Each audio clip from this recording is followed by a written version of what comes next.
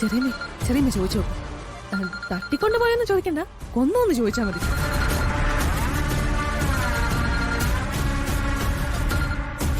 Hello ചന്ദ്രേട്ടാ. Urvashi, ഗായിക ശ്യാമയെ കാണുവാനില്ല. അറിഞ്ഞോ നിങ്ങള്? അറിഞ്ഞു, കുറച്ചു മുമ്പ് അറിഞ്ഞത്. ഞാനും കൽപ്പനയും അതിനെക്കുറിച്ച് സംസാരിച്ചോണ്ടിരിക്കുകയായിരുന്നു. ചന്ദ്രേട്ടൻ അവരെന്തെങ്കിലും ചെയ്തതാണോ? ശ്യാമയെ ഞാനെന്ത് ചെയ്യാൻ? അല്ല ചന്ദ്രേട്ടാ, കണിമംഗലത്തെ പ്രശ്നങ്ങള് തൽക്കാലം ആശ്വാസം പകരാനെത്തിയത് ശ്യാമയല്ലേ? ആ നിലയ്ക്ക് ചന്ദ്രേട്ടന്റെ ഭാഗത്തുനിന്ന് എന്തെങ്കിലും?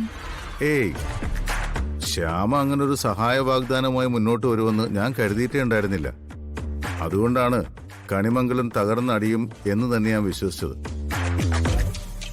പക്ഷേ നമ്മളെയൊക്കെ തോൽപ്പിച്ചുകൊണ്ട് ശ്യാമ വന്നു.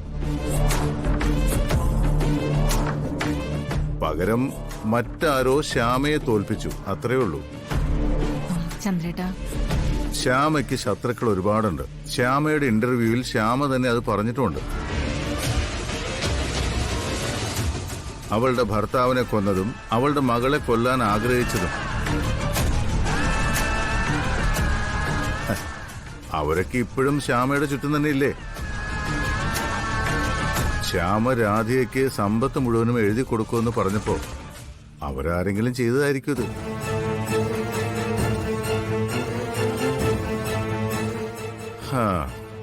എന്തായാലും അന്വേഷണം നടക്കുമല്ലോ. അതിനൊടുവിൽ കുറ്റവാളിയെ പോലീസ് പിടികൂടും.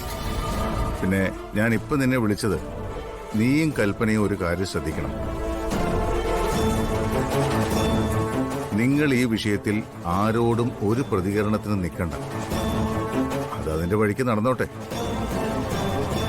ഏട്ടനും ഏട്ടത്തിയൊക്കെ വീടിന്റെ ജപ്തിയുടെ കാര്യം പറഞ്ഞ് സങ്കടപ്പെടുമ്പോ അവരെ ആശ്വസിപ്പിച്ച് കൂടെ നിന്നാ മതി തൽക്കാലം.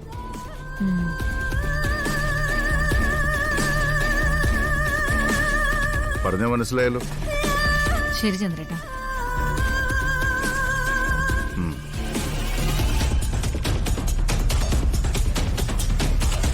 കൽപ്പനെ, ചന്ദ്രേട്ടൻ അങ്ങനൊന്നും ചെയ്തിട്ടില്ലെന്നാ പറയുന്നത്. തനിക്ക് ഒരുപാട് ശത്രുക്കളുണ്ടെന്ന് ശ്യാമ തന്നെ ഇന്റർവ്യൂവിൽ പറഞ്ഞല്ലോ. അക്കൂട്ടത്തിൽ ആരെങ്കിലും ആയിരിക്കുമെന്നാ ചന്ദ്രേട്ടന്റെ സംശയം. ആര് വഴിയെങ്കിലും ആവട്ടെ, അവരിനി ജീവനോടെ ഉണ്ടാവുന്നത് നമുക്കത്ര നല്ലതല്ല.